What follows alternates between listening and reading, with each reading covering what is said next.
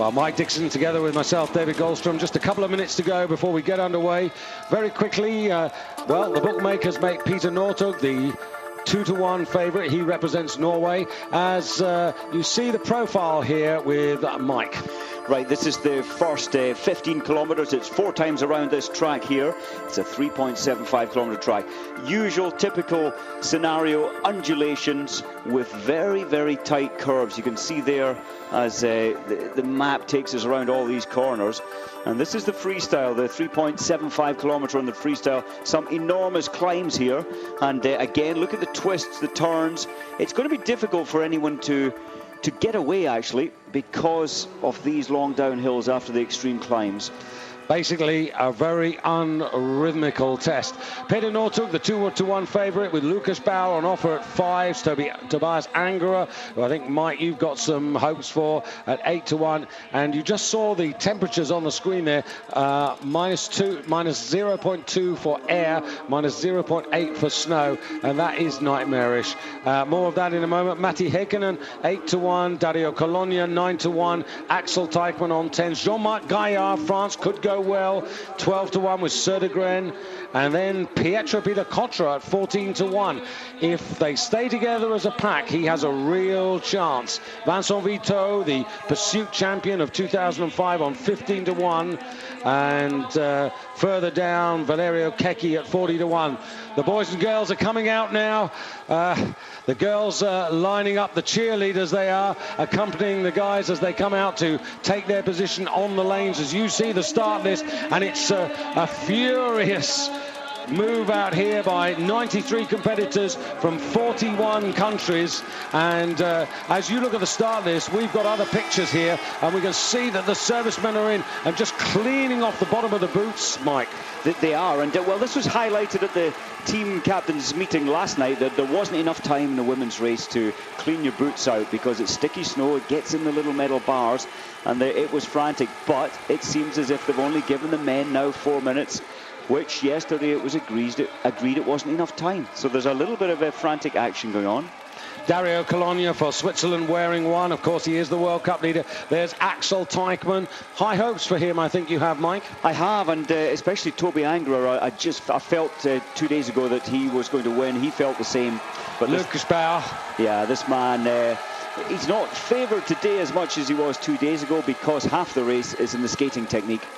6, Peter Northug. If this field packs, now what I mean by that is, Mike, in the women's race, what we saw yesterday was an attack, a real aggressive attack on the classic leg, and that broke the field apart. Now, if the attacks come, but at the end of the classic leg, they're all together in a pack, then Peter Northug is one of the men I'd be looking for to hunt and then out-sprint them right at the business end. Yeah, he's a master of the getting the final 1 kilometre right, as is Tobias Angerer.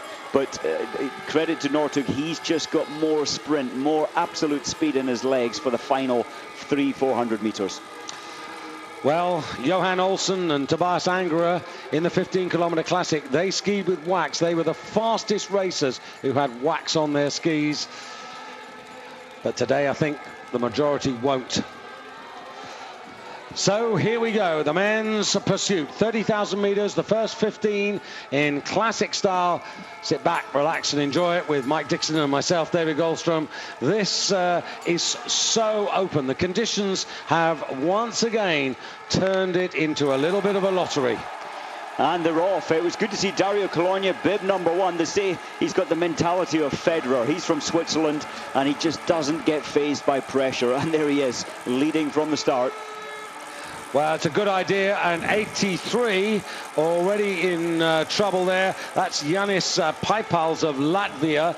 There are a number of racers who, in the nicest possible way, come from the more exotic countries in terms of cross-country skiing. They are at the back of this huge pack, and their job is to make sure they're not lapped, because exactly as it was yesterday for the women, if you're lapped, you have to retire. You have to. Well, we can see the leaders here, but at the back there is, well, bib 83. He snapped his right ski pole, and he's just running up the hill. Nobody there to help him, to give him spares. Up front, Pietro Pilacotra out of trouble in red there. That was Dario Colonia going through. And it's a characteristic of this course that you really have very little time to rest. It isn't rhythmical, and this tight loop of 3,730 meters, which they go round 4 times, will see them in total climbing 508 meters, and 43 meters of those are the highest climb. The height difference also, by coincidence, happens to be between the lowest point and the highest point, 43 meters.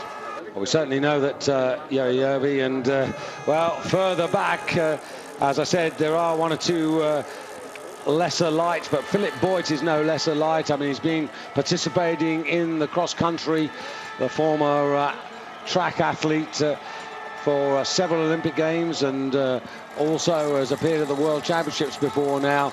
But there is a danger that he might just be lapped here. And now moving up very powerfully there in the red on the right, trying to pick that up, Eldar Röning. And Röning with on the left there, that's Johan Olsen in the white strip. 3 right behind him in the yellow hat, that's Peter Kotra. 10 is Röning, as we said. 21 following Röning is Alvar Rehema of Estonia, and travelled down here with him yesterday, and in fact was feeling very, very positive about today's race. Lukas Bauer, certainly in terms of numbers, he's down in the late 40s, but 13 seconds off the pace. Is he taking it easy to begin with, or is he having problems? I think he's just taking it easy, especially in this double pursuit. The pace does vary a lot, but it doesn't often go mad, absolutely ballistic from the word go. Well, I think in the first loop of just over 3,700 meters, Mike, most of the guys are going to be finding their rhythm, settling in, and not doing anything extravagant. When they come round into the stadium to go out for the second loop, that's where 1 or 2 might be minded to actually start to make an attack. Yeah, I agree with you. I think the athletes here who are much, much better in the classic technique than they are in skating, and that's Verpelu, possibly Johan Olsen as well, and Jack Mai, they have to, and Lukas Bauer as well, they have to now try and, in this first 15 kilometer, gain some advantage, do a lot of damage to the rest, and then pick up their skating skis with, for them, hopefully an advantage. It's interesting what Verpelu might do, because he has achieved what he came here to do, which is to win the 15-kilometer classic gold, which he did so splendidly. That said, there's still some talk that he might go in one of the team relays and the 4x10 relay. But he could actually have a real crack at this, and I was concluding that I didn't think he was actually going to win the pursuit, but I just wondered whether any team had the cheek to employ him to try and do a fantastic break attack in this 15 classic to get their man up there. Well, he's placing himself in the top 10, Verpelu, at the moment. And you mentioned the relay team. Well, the Estonians have got a good team. Rahima, Kasper Koch, who again we had a chat with yesterday, he's feeling confident. And especially with Jack Mai and Verpelu, that's a very good quartet. Dario Colonia still well in that group, and here we come back into the stadium, right towards us in our commentary box, and they turn literally in front of us to go away out on the second loop. Still a huge number of athletes together. We'll get a count on that, but there's at least 45 still almost in one big group, led by the Swede Olsen.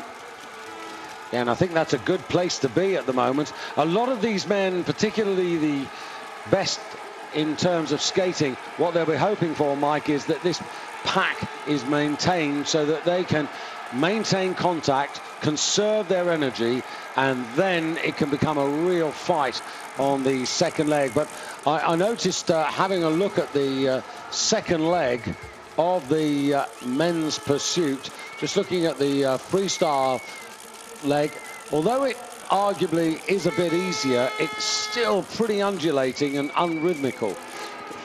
Yes, it is. It absolutely is. I've just had a look there at Andrew Musgrave, the 18-year-old from Huntly. He's just gone through, 2 seconds behind Petter Northug, and well and truly in the pack. He's 14 seconds off this lead pace, which is very impressive. Yeah, it was interesting watching Andrew. I mean, you were saying the other day, after his very good 9th place in the Junior World Championships just recently, that one of the things he's going to learn by coming here is pacing. Because this is something you have to learn, because there is a tendency, particularly in your early years, to maybe go off a bit too quick. You're hitting the nail on the head there. The pace, to be honest, hasn't gone electric yet. It's played around, it's gone fast, it's gone slow, but it's not flat out yet. And Andrew's stayed with that 15 seconds, but 30 kilometres is a very long way, and it will catch up later on him. So around the twists and turns, that's another factor here. They do have a number of S-bends and chicanes that the racers have to negotiate. Some of the back markers coming through in front of us, and Johan Olsen, though, continuing to lead the way. Now, who's going to take on board some drink? Yes, the Norwegians. The Swedes, Södergren grabbing a bottle now. The Finns, most of the nations taking on a drink. That's sensible after 10 minutes. You don't want to go into deficit when you begin to feel thirsty. It's too late. You want to keep topped up. They only take a couple of mouthfuls, maybe 100 mils, 150 mils worth of fluid. Alvar Rehemar, having moved himself up to almost second place there, the 26-year-old member of the Sparta Sport Club from Otterper, and had that really good performance, the 4th place finish in the 3.7 kilometer freestyle race in Oberhof as part of the Tour de Ski. So he's one of the racers who's hoping very much to keep in touch during this first phase of the pursuit. Quite interesting to see Northug down in the 40s. He did this, although it was a skating race in La Clusaz. It was a 30-kilometer pure skating race. He stayed in the 20s, 30s, 40s, and only came to the front towards the end. I wonder if he's planning the same or hoping for the same strategy this time. Just need to try and pick up Lucas Bauer, who was certainly not in the first 15.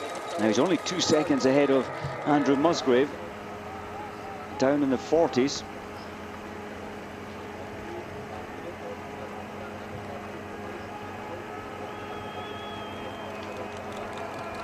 You can see the opportunity now. Most of the athletes, some resting their knees, their elbows ahead of their knees, some resting it just above the knees, and that takes the weight off the legs. It allows a little bit more recovery. And boy, do you need recovery. Any chance you get on this track profile, you've got to make the most of it. Sorry, David. It's snowing a little heavier again now, and temperatures dropped a little more. Devon Kershaw, 6 seconds down in 27th place. Axel Teichmann traveling with him. That was when they went through the stadium, just to give you an idea of one or two who are further down the order. Lucas Bauer almost 10 seconds off in 39th place. That's a long way back. Vincent Vito also 10 seconds off. Keki and Northug 10 seconds off, together with the Canadian Alex Harvey. That was just a catch up as they went through the stadium. We'll give you a revision on that in a moment. Bauer often does start steadily and then move forward, and the splits they're getting from the coaches will obviously be key. The problem is, though, if you're that far back with an awful lot of people in front of you, the traffic can be very difficult to get through. You can see the pause there, the slight rest as the athletes are taking on the drink, and that's maybe going to allow another attack, I would say, at the front. Yeah, I don't think Eldar Roning, when he was having a drink, did one or two any favours there. No, he didn't. Trying to get round him. There he is in number 10. Road blocking. Yeah, well, it wasn't on purpose. It was just accidental. Jean-Marc Gaillard well to the fore. 14, Tobias Angera well there. 40 just going through. That's Matti Fredriksson. And 41, Kukal a little far off the pace as well at this stage. 51 at the back of that pack. That's Alexander Osipov of Kazakhstan. Look who's at the front now. Things are going to change without a doubt. It's Södergren. He's going to try and look at the change. It has opened it up immediately. he's going to try and break them down. Well, we did say, Mike, that if there was going to be a break, it would be in this second lap. Yeah, still he's got a long way to run, and it was a relatively easy pace, I think, that first 3:7.5, but big change on now. Yeah, and the Swedes obviously determined to find some fortune, because they've not had a stellar championship, and Gunde Svan, there's no doubt that the pressure is beginning to come onto his shoulders. I thought it was very unfair to make Charlotte Kaller the favourite for the women's pursuit yesterday, because I think we were all convinced that she was race rusty and in need of, you know, more races before coming to the championships, but that wasn't a possibility. And after the 15-kilometre classic, when Södergren was completely out of it and Olsen ran the fastest race with Wax, you tend to think that they were a bit unlucky, and maybe today's the day when they put that all to rights. It does look that way, doesn't it? And Toby Angerer as well. He's I said it 2 days ago, he was my favourite then. He is on my top 3 today, Angerer, and it wasn't good for him. Wax-wise, today it is much better. But Anders Södergren taking them out for the last time now, on to the final of the 4 classic legs there, and this is a pack. So really, at this particular moment, one of the men I want to track down here, Mike, is the Norwegian Peter Northug, because when I was looking through this race last night, I thought, if they're in a pack and Northug can hunt this, then when they come into the pits to change skis and go out, he can really do some damage if he can, you know, be within a couple of seconds of the leaders.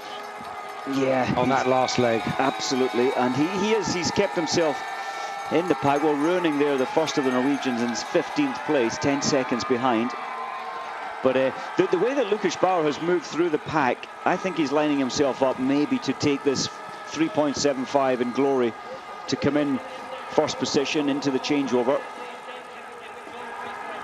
Get a full rundown as they leave the stadium now. So Södergren, Joajärvi and Bauer. Cologna's always been there or thereabouts. Rennie Sommerfeld having a stellar classic run at the moment.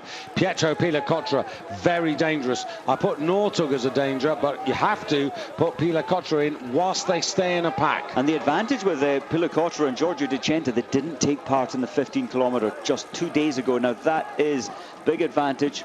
Peter Northug in 18th place, but only 4 seconds off the pace, just ahead of Ville Luciainen and Sergei Dolidovic of Finland and Belarus, and then for the United States, James Southam. That's good, 6 seconds off. He's looked comfortable in this pack, and 21st position. Another one man who I think is interesting, who I was quietly told yesterday on a bus coming down from the ski jumping stadium, he's very up for today's race, is Sweden's Marcus Hellner, who's in 28th place, but within 10 seconds of the front man. Do you know, a very good point. He can last the distance over 15-kilometre skating. Not quite as good in classic, but he's there.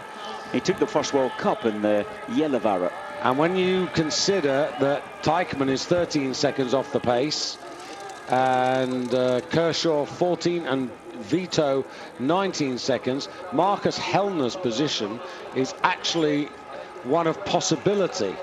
It is. He must be thinking that way as well. Changing at the front now.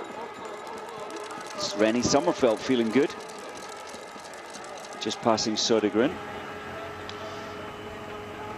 Well, Germany, like Sweden, would like to think that they could do a bit of fortune on the cross-country trail. It hasn't been one of those really successful seasons for them, building up through the World Cup and the World Championships in Germany. The expectations of the public are always focused on the championship rather than the World Cup. And it didn't go well for the women. Claudia Nystadt not finishing the double pursuit yesterday. Yeah, and Steffi Böhler not even being able to start. A little sniff or cold there, apparently keeping her out of action. And there you can see Bacicak of Slovakia, very much on the premises. And Legkov, we can't forget Legkov, the Russian. If he's in there at after this classic section, he's got a good chance in the skates, 15 kilometers. Cherepanov That's the under-23 recent world winner, also within 10 seconds. So a little way to go before we finish classic and move into freestyle. We'll be back for that after this. Well, Mike, the breakaways haven't happened. Södergren tried, but it wasn't. Oh, and down goes Järvi. And that's a problem there for him because they are whizzing away. But when I say whizzing away, it's still a pretty big pack as they head towards the stadium now. The speed, look at the speed here, Mike. Big difference there from Rennie Sommerfeld compared to the Finn. And that's why Rennie's just deciding to go to the front. The descent down the back of the next climb and then up into the stadium. And that's Martin Bacicak of Slovakia, who's almost up alongside him. As I said, he came very close to a World Championship medal in Oberstdorf, just outgunned or outsped, I should say, by Frode Still for the bronze medal. Just Juha Järvi, where the other Finn, how did he fall? This is a chance to see how it all happened. Lapse in concentration. He's very lucky that he didn't get damaged or a ski pole snapped there. Yeah, Giorgio Genta almost went as well. He's lost himself 10 or 12, 15 at the most seconds in that fall. Lapse in concentration. You've got to be focused throughout this whole 30 kilometers. So when they get back into the stadium, Mike, it'll be the changeover of equipment, skis and poles. And this is a charge on here. Södergren on the near side, and just try and work out who's just about to be lapped here. Oh, yeah. Well, he's aware of it, which is good news. That is Noureddin Bentoumi of Algeria. And he must be feeling the breath on his neck. He's had a little look around. He'll know what to do. And that is to just move to the side. And look how packed they are in here. Pilakotera, he's a man on a mission. Well, they all are. Anyone that's staying with this pace, they're all on a mission. They must all believe in their ability. Well, you've got Angera within 2 seconds of the lead. Bauer, Pietro Pilakotera, Heikkinen, and Philbrick and Colonia. They're all there. I'll go down a little bit more to look for one or two of them. Just looking for Northug. Have I missed him out? I might have done. That's the one man that I want to try and track through here. Well, there's only 32 athletes now in this lead group, and then there's a gap of about 5 seconds to the next chasers. Devon Kershaw's in the next group of chasers.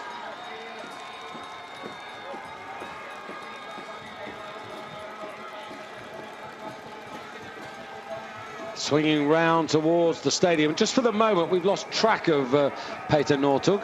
And, well, and bad news for another Norwegian, Torrud Hofstad was way off the pace.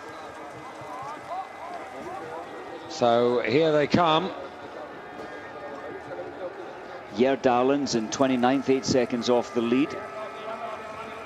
Vincent Vito 25 seconds away. Well, we'll get a check as they go out onto the second lap. I certainly didn't see Northug disappear, and he may not have disappeared, but we're finding him elusive on our computer screen at the moment. Can't see him. I haven't seen him for some time in the top 25. Södergren back up there, and Olsen, his Swedish teammate, not far behind in about 5th or 6th there. This is very tight, particularly on these last twists and turns. The crowd beginning to really raise the noise here to urge these men on into the pits to change over. And one of the reasons, of course, the noise is coming because Lucas Bauer, wearing bib number 4, there he is on the near side. Dario Colonia on the far side. And 15, that's Heikkinen, also well in the mix. So into the stadium now, and pit stop time, Mike. Pit stop, they haven't got much longer. As soon as they enter the pit stop area, they can skate on their classic skis. They will go into their lane number, take their skis off, unclip, go straight on into the bindings of their skating skis, drop their ski poles, pick up their skating ones, which are about 10 or 15 centimeters longer, and off they go. That process will take about 25 seconds. And Södergren, Olsen, Pilakotra, Bauer, Kolonja, Heikkinen, Filbrick, Sommerfeld, Legzhanin of Russia, Verpalu through in 10th place, Angara, Bacichak, Keki, Gaia. They're all there within 4 or 5 seconds. We'll get a little check on the pit time starts as they go out now. So different skis, different poles. Different skis. The skis are down to depending on their height, but the skis will drop in length by about 15, 20 centimetres. And the poles rise by the same margin. And Matti Heikkinen, I should say, the fastest in 25 seconds, Legkov quick within a second, likewise Peter Kocher. Peter Nortuk, we found him, and he was only a second down, Peter Nortuk, in the pit stop changeover time. Kershaw and Jurajärvi also within a couple of seconds. Well, I'm delighted that it was our loss and not Peter Nortuk's. Yeah, he's missing in action there for a short while, but look at this group. The pain or the discomfort in the legs now is quite real. If you've done triathlon where you go from the bike to running, you can't feel your legs for some time. Well, this is even worse. You're going from what is like a running technique onto now a more power-based technique, so your legs feel quite flat over the first 5 or 6 minutes. Now, Mike, we talked a lot about the skis that they had to select. As you see the order at the halfway stage, the skis and the waxing, they had to make choices for the classic. What about the freestyle leg? The freestyle, much more simple. Easy waxing in these high humidity conditions, but it's really down to the base of the ski, and in these conditions you need a good water runoff, so it's about getting the water to the edge of the ski fast.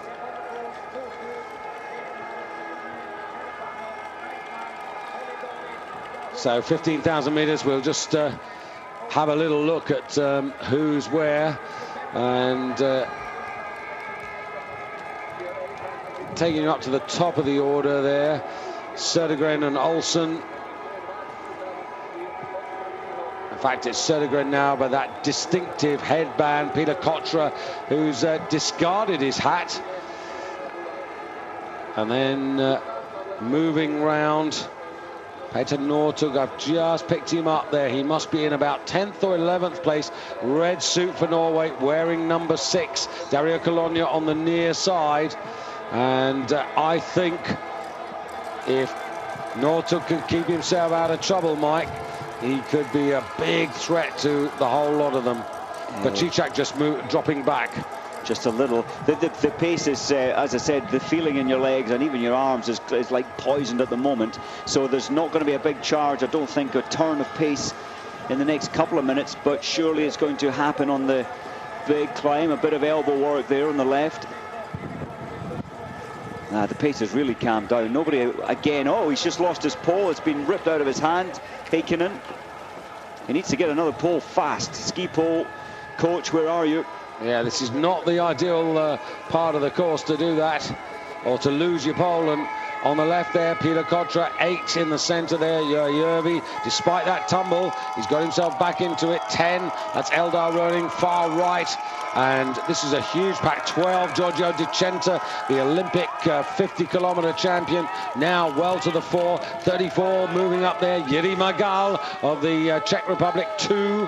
Just a little way back there, Axel Teichmann, and not looking, I have to say, very comfortable amongst all the bodies. Not looking comfortable. I didn't see him go past. Yeah, he's, but he hasn't. He doesn't seem to have pushed as Teichmann can. He's kept quite comfortable. There's Tobias Angerer. There's so many of these top athletes so focused on getting themselves onto the podium. That's what sport's about. But it's down to the strongest of the strong. Still calm pace now, it's quite easy.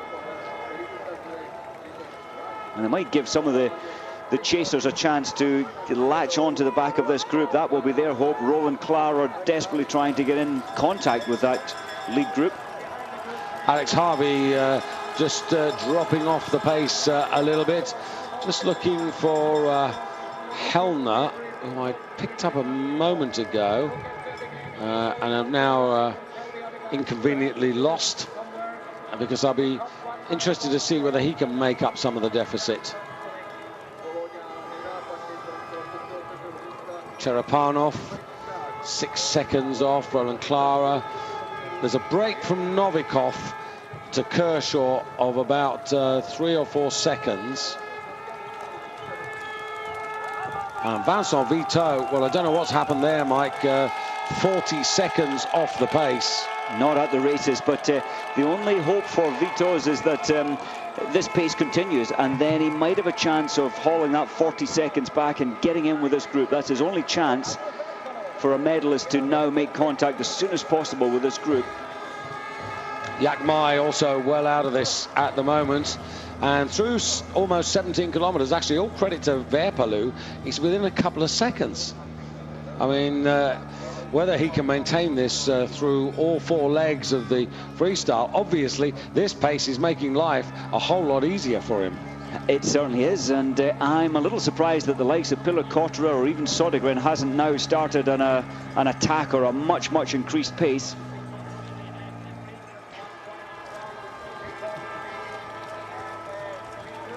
.33 just passing that Stalilovic, just lost a little position there. 27 at the back, that's Roland Clara for Italy. And this is, well, Verpalou, number 17. And you know, Mike, this is really clever, isn't it? He's just dictating the pace. They're allowed the status that he has at 38 years old, but they're going to get restless with this pace, I'm sure. I know, but he's conserving his energy. He is. It plays into his hands, but no one else willing to take it on yet. Well, Södergren behind him. Obviously, Verpalou enjoys the climbs there. There's Pillacotra going through. And on the near side, Colonia trying to get back into it. But my. Verpalou, the big star from Estonia, and he's not afraid to take it up. And I think that's a really interesting move. Järvi still within touching distance. Lukas Bauer still in there. He's fairly comfortable. I thought he might have attacked, as I mentioned, on that final 3.75. Young Andrew Musgrave still in the top 50, just over 2 minutes 10, 2 minutes 11 off the pace now, and it'll be interesting to see whether he can respond and to what measure on the freestyle legs. But we're not expecting miracles, and ahead of him, Ivan Babikov, he was at one point behind him, but he's also 2 minutes off, which suggests to me, Mike, that the Canadians may well have got the skis wrong for him.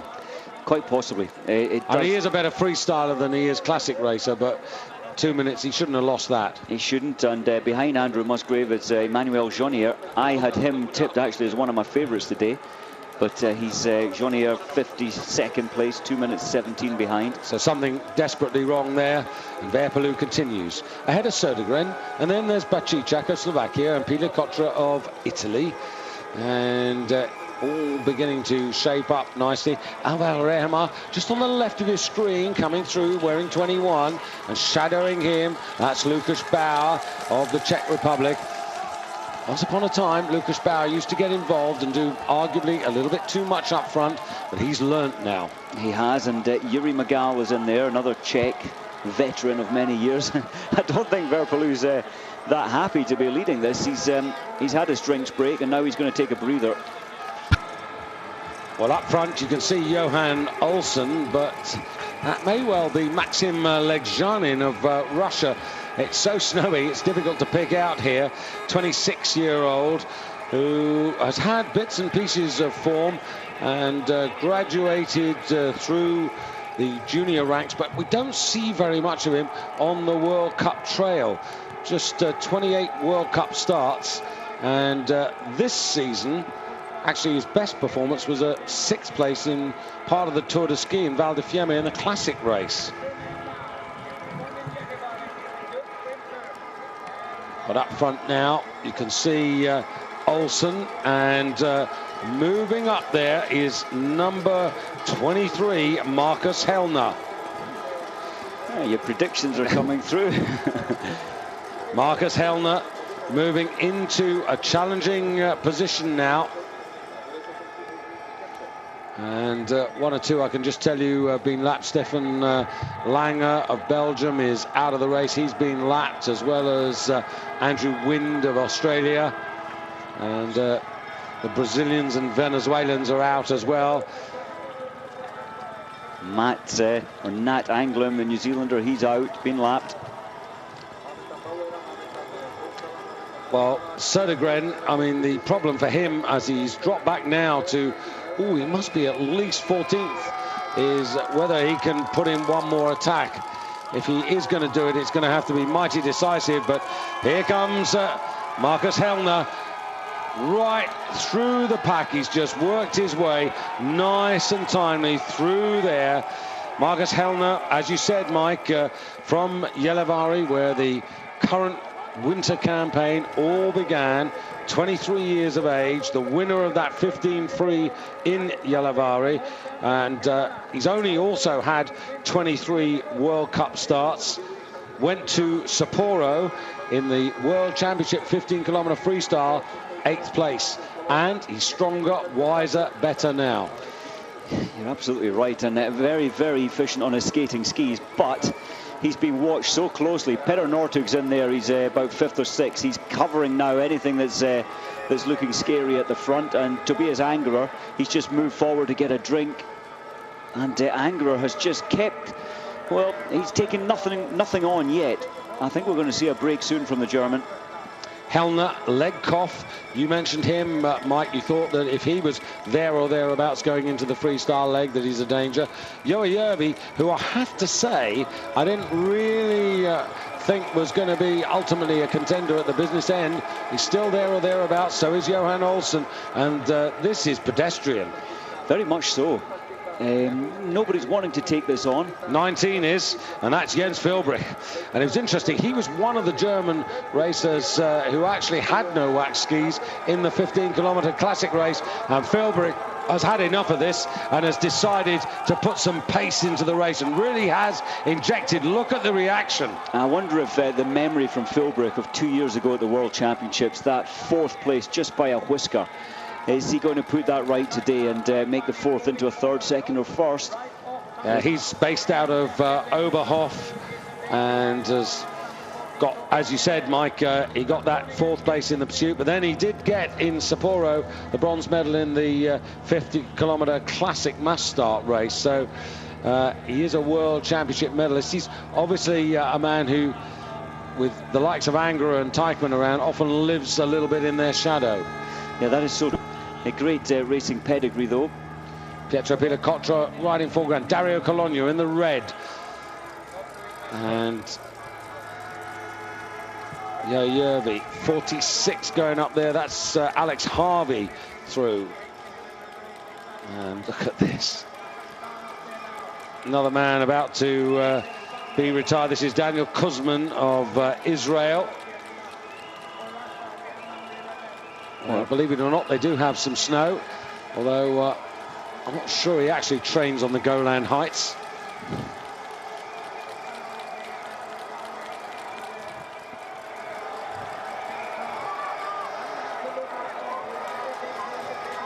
This is becoming very grueling, and it's becoming all the more grueling, Mike, because of the change of pace.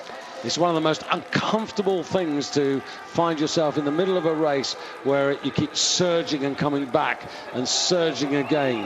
Yeah, I remember the Kenyans doing that on the running tracks, and it was enough to destroy the rest of the field. And that is beginning to happen now in cross-country skiing, especially these mass starts, pursuits. In fact, that's an interesting one. I was asked last night, why is this called a pursuit? Because it's not. I know it was based on the pursuit where there would be a 10-kilometer on one day and then the skating pursuit the next day, but they clumped them both together, and now it's classed as a pursuit, albeit the mass start. Roland Clara, as you can see, has now come through for Italy. There are no team orders as there were very evidently in Vancouver. And the 26-year-old Italian, coached by Marco Sella, who's had a very good season both with the men's and women's division. And still, you have to keep Pietro Pilacotra as a contender. That said, he's just lost position, although he's still within half a dozen seconds of the lead with Lukas Bauer. And Hellner 4 seconds back. There's so much going on up front there. Matti Heikkinen, I should say. Cherepanov, who I mentioned early, the under-23 world, he's now right up in the leading order. If you can spot him wearing 2:38. There it is, left-hand side, that sort of slightly darker blue strip, just going through now. Looking comfortable. It's a fairly comfortable pace at the moment. It's going to change, and I really think with 8 kilometers to go or less, just less, it's going to change very, very soon. But of course, the great skier for Kazakhstan was the great Vladimir Smirnov. And we've waited a long time to see the Kazakhs, consistently break through. I'm not saying that Cherepanov is going to do that, but he comes here obviously with a lot of confidence from winning that under-23 title. And under-23 racing and competition in any sport is so vital because it creates the opportunity for athletes coming out of the junior ranks to stay involved in the sport. So true. He's doing very well at the front, the Kazakh. But there it goes. It's changing. It is. He's gone into the lead. So Cherepanov of Kazakhstan fears nobody and is prepared to lead into the stadium.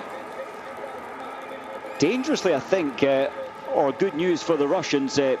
Ledkov's moved himself, there he is, into second place, and we've seen him so many times when it comes down to the fight to the line, the final 2 kilometers, he can go with the best. He set himself up nicely, stride for stride. 2 more laps after this on this freestyle leg to complete the 30,000 meters, and there's the order as they break the timing beam. And Keki's moved up as well. Magal, Angra within 6 seconds. Bachichak, Verpalu, that's terrific. Verpalu within 7 seconds. I didn't imagine he'd still be as competitive as that with only the last 2 legs to go. All credit to him. But maybe he's been helped by this sort of rock and roll pace that we've had. He has, and only 35 still remaining in the lead group. And already, Mike, I think we've got another leader up there as they go out. And this is really good to see the way that the racers are being supported. You can see Swedish, Estonian, Russian, Czech, French flags. A real good international support here for these racers. 93 of them set out representing 41 countries. 61 countries altogether represented at the Nordic Ski World Championships. Yak Mai just going past in front of our commentary booth now. He's struggling. He really is suffering now.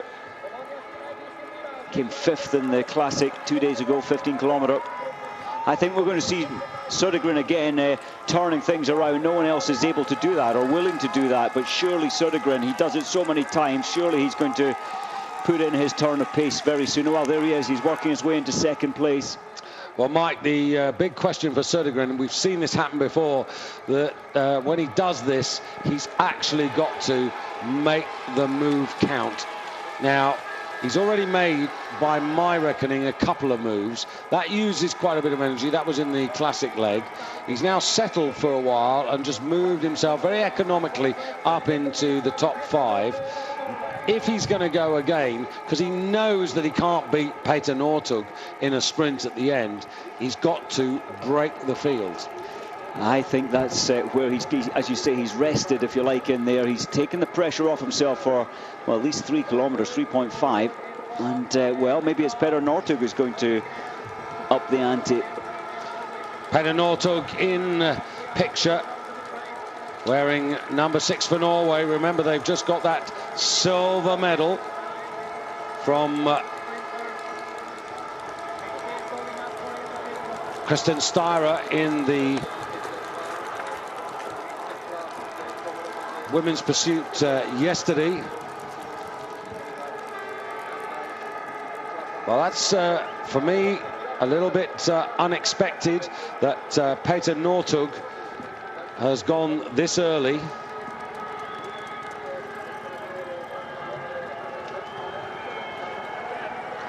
It is unusual. He sits from 15th to 20th at this stage normally, Northug, but maybe, just maybe, he's feeling that he has to try and grind them down now. The Italians will follow. We've got, of course, Ledkov in there. He's not going to let it go at this stage.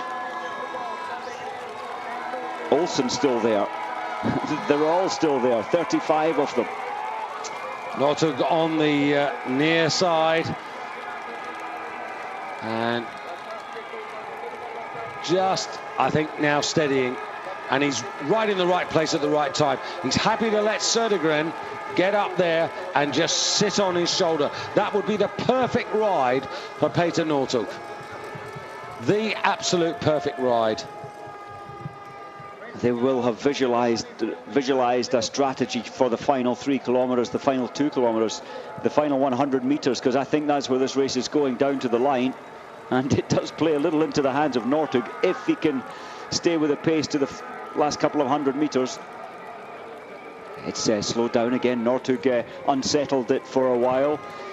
Södergren slowed it down, but surely it's on this big climb that Södergren's going to turn up the pace. Interesting that Giorgio Dicenta now coming through to be a real threat within a second of the leaders. And of course, the distance is not a problem for him, having won the 50 And so often we've actually seen Giorgio do rather well in snowy conditions. Soft, it absorbs a little more energy. It's a different technique almost, or a different style than skating on a very hard compact track or an icy track. 57, lowest ranked athlete in there. It's still the American James Southam. And all building up to a crescendo, and honestly, at this particular moment, really difficult to call. James Southam, you just mentioned him, from Anchorage in Alaska, 30 years of age, and at the last Olympics, outside the top 40 in the pursuit. And also in the 30-kilometer pursuit in Sapporo, outside the top 40 there, he was 47th. But that said, at 30 years of age, the question is by how much he can improve. But he's certainly having a good race here today, and I'd be surprised if he doesn't finish inside the first 40, probably inside the first 30. It's a very respectable performance till now. Verpalu's still in there. He's not at the front of this pack, but he's still holding the pace. There he is, back right of our picture now, bib 17. Södergren from Legkov, and then Northug, 12. That's Giorgio Dicenta, the Olympic champion. 27, you can just see in the background, Roland Clara of Italy. Look at that climb there, a good camera angle to see the height of this climb. It's been going on for a couple of minutes already, and this is exactly what Södergren needs to do. He needs to break them. He doesn't have the sprint finish, so he has to go with 5 kilometers to go to the line. He has to keep this intensity now. Tobias Angerer, he's going to shade this surely. He's coming out wide on the right-hand side or his left. This will now sort the men from the boys in this race. Heikkinen in top 10 place as well.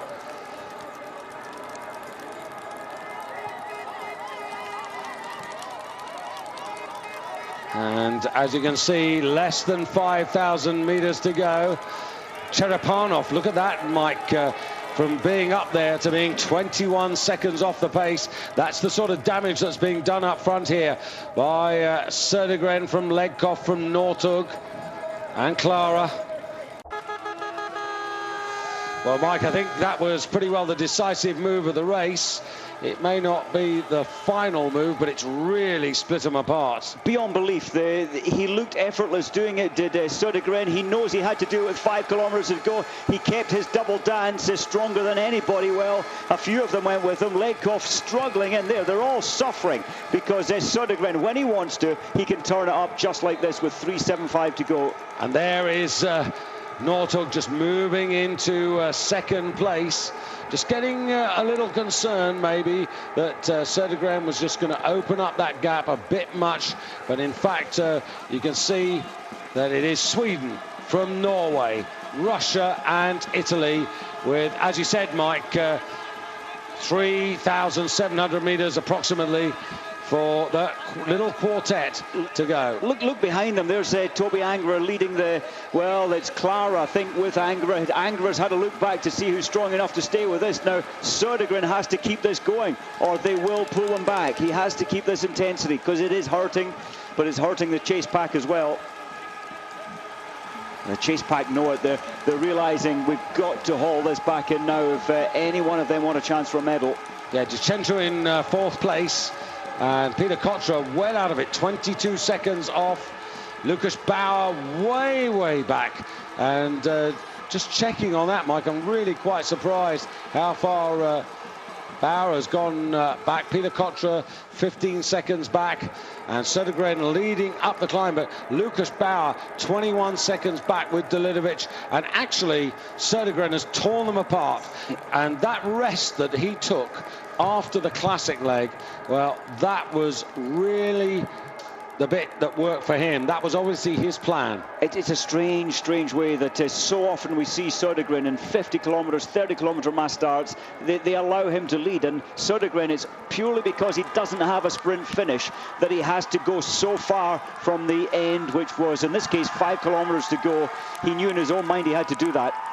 Of course, he came here to the World Championships in tip-top form. He won the 15-kilometre classic in Val di Dentro just the weekend before the start of these championships, which seems like a long time ago, but it is actually only last week. It's last Saturday. It's not a long time at all, but he was disappointed, very disappointed to be a minute off the pace in the 15-kilometre classic. I think Northug is suffering. Well, they all are. They're absolutely on their limits now. The lactic is just burning through their body. Little bit of recovery, because Södergren has to hit this final hill as hard as he can. Yeah, we've seen this before. I've seen it in so many championships, and Södergren gets outpointed.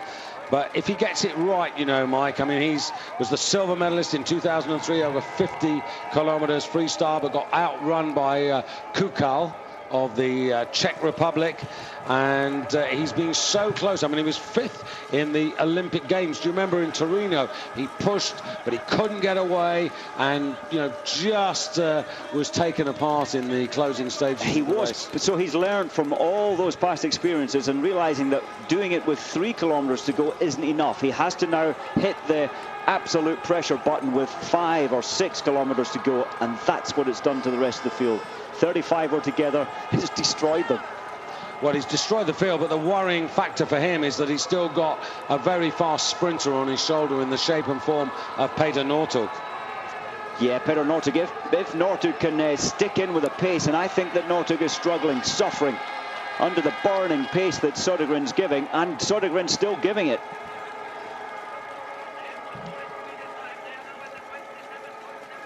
Two and a quarter kilometers to go now for the leaders.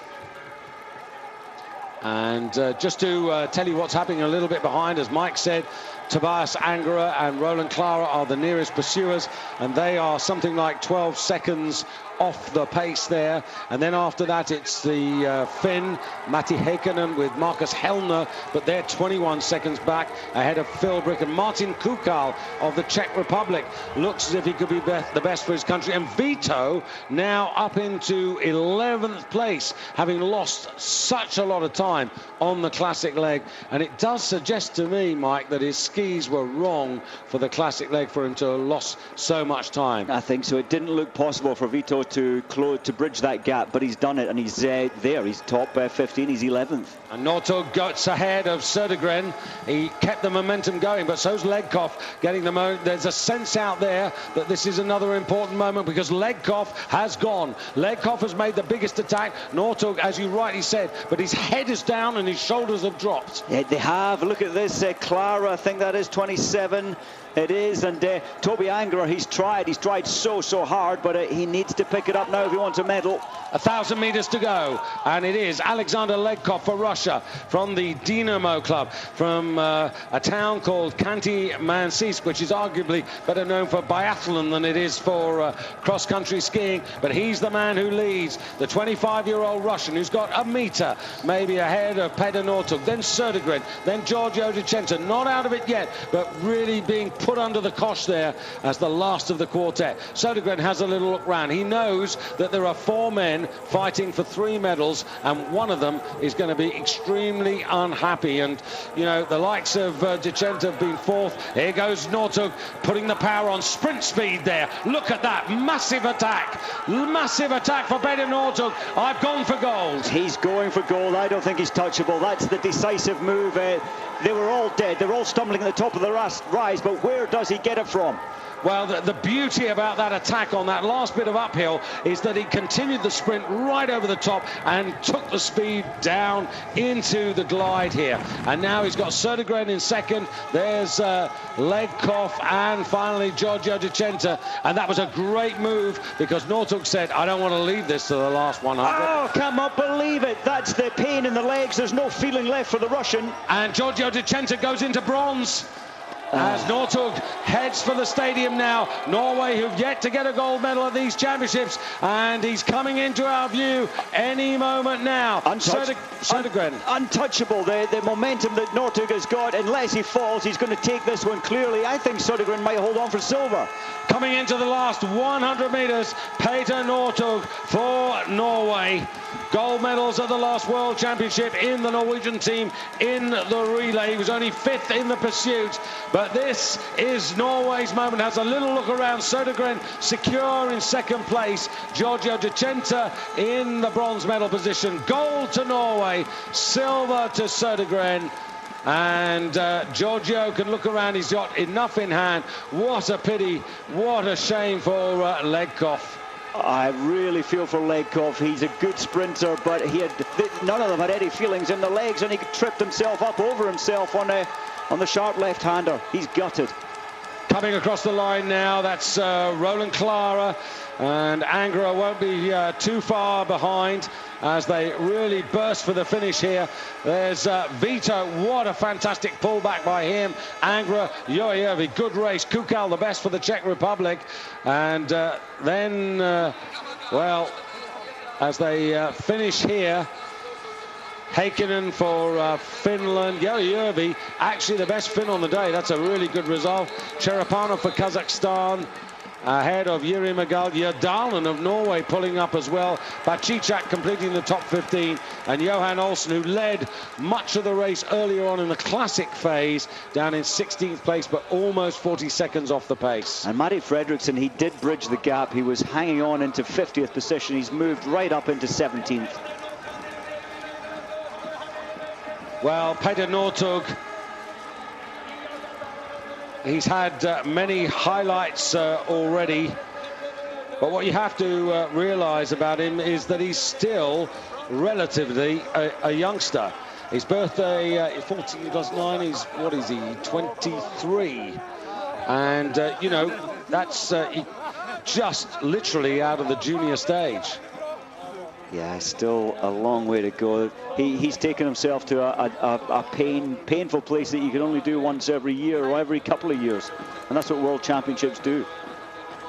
Well, joy for the Norwegians. Also, I suspect, Mike, some relief for their coaching staff as well. Yeah, definitely a reprieve there from them. But, well, they've got Northug, and nobody on the planet can match him in the final kilometre. He's just got something special. Södergren wins the bravery award. He always does. He tries to damage the rest, do so much damage because he doesn't have that final sprint. But Legkov, he must be absolutely destroyed with the fall with 600 meters to go. So a little relief for Ulf Morten Aune, the head coach for the Norwegians. But the bookmakers, well, they got it right again, Mike. 2-1 favourite they made, Northug. And as we said, if the field packed and didn't break during the 15 Classic, and Northug could be there or thereabouts and then hunt and prowl, which is exactly what he did, then his chance was going to be an obvious and a good one. And he's made it count. And as you said, Anders Södergren, not for the first time, and I suspect, Mike, not for the last time. He's got one way of doing it. The one thing he doesn't have is a sprint. It's true. The saddest thing I've seen at these games, Legkov is still in tears, just 5 meters, 10 meters past the finish line. There's no one there to console him. He's just absolutely destroyed with that fall coming into the stadium. He's still absolutely in tears, curled up at the finish. And I don't really want to take anything away from Giorgio Di Centa, Mike, but I think if Legkov had stood up, he had enough to hold off the Italian if it had come to a fight to the finish. I think so. I really do. Well, this has been a heavy and punishing race for a lot of people. Just to repack or reiterate the finishing order. So Norway take the gold, as you see some of the later finishes. Dario Cologna really suffering over 3 minutes and 41 seconds down. And clearly problems in the freestyle leg for Dario there. And oh dear, he's just lifted his head. He was down in the snow all that, well, 4 minutes 20 since he crossed the line, Legkov. You just wish someone would go over and put an arm around him and just sort of say, well, mind you, there isn't anything you can say. There's nothing you can say. He's absolutely apart. He's in pieces. Destroyed, hey. That's so. He's come in here wanting that medal any colour so badly, as have all those top 35 that were in the pack, but he just made one silly mistake. And here it is. Here it is.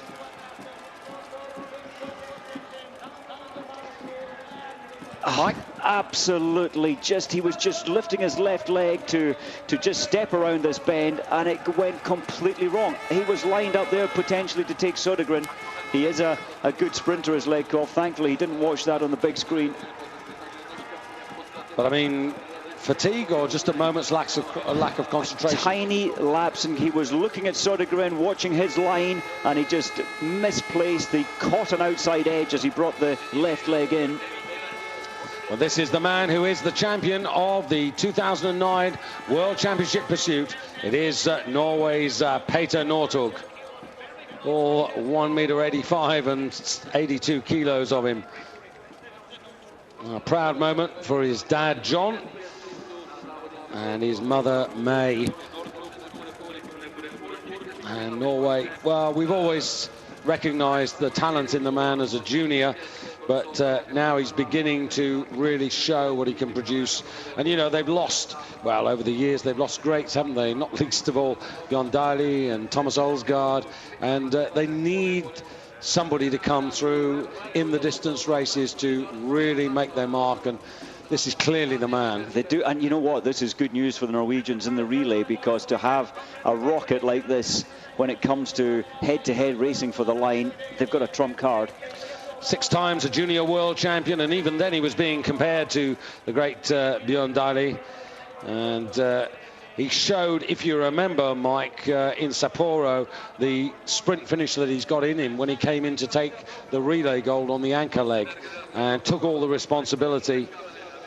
Yeah, it was absolutely outstanding. And Di Centa there, only 11 seconds off the pace, what, 36 years of age? Brilliant performance from the Italian. And if I think back to Sapporo, didn't he? He did fall and lose the chance of winning the pursuit there in Sapporo. He did. He absolutely did. So I suppose you could say he's vindicated that particular moment. And Northug, arguably, certainly in distance racing and cross-country skiing, the hottest name in Norway. And those fans have got their reward. They've come a long way. They've paid. And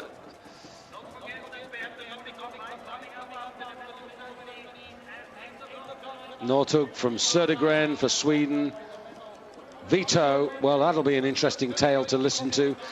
What happened to his first 15 kilometers, the 2005 pursuit champion from Oberstdorf. Angera, when the break came, he couldn't go with it. And here's Legkov. Oh, well, the pain's going to be with him for a long time. And these are, in a funny sort of way, Mike, I hope nobody... He doesn't want to see the pictures, I think, ever.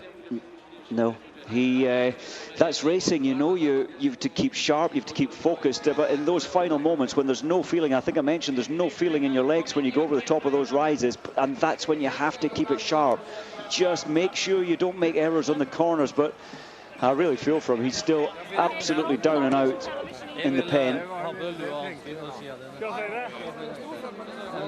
So Kristin Styrer yesterday took the pursuit silver for Norway for the women behind Justyna Kowalczyk, who incidentally has popped off to Poland, not too far from here, about 50 kilometers. She's gone shopping to just relax and take the tension away. So this is a little resume of the race early on with Johan Olsen charging up the slope there for Sweden, but ultimately destined to fade away.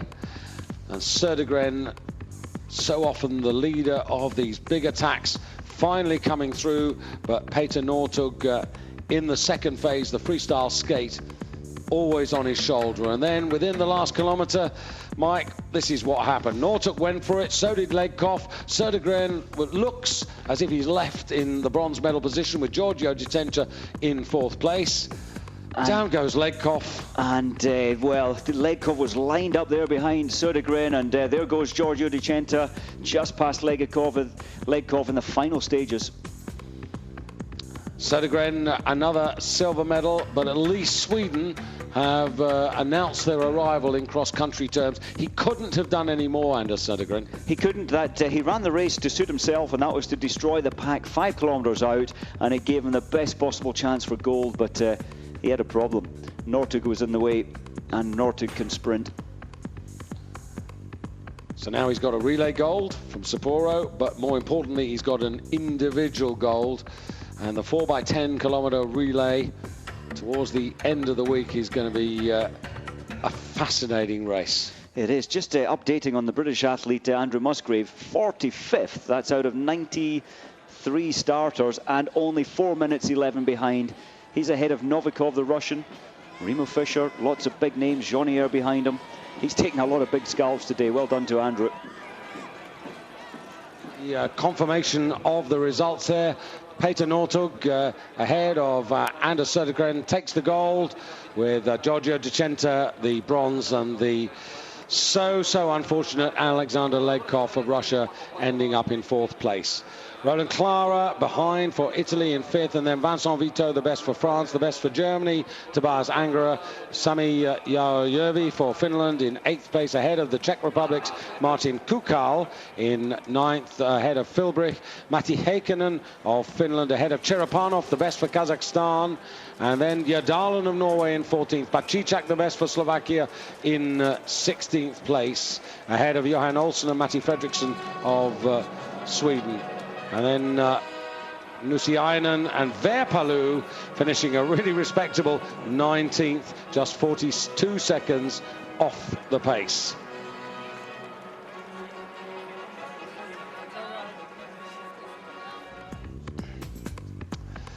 Well, we'll leave you with the amazing pictures of Peter Northug realising a dream to become an individual world champion.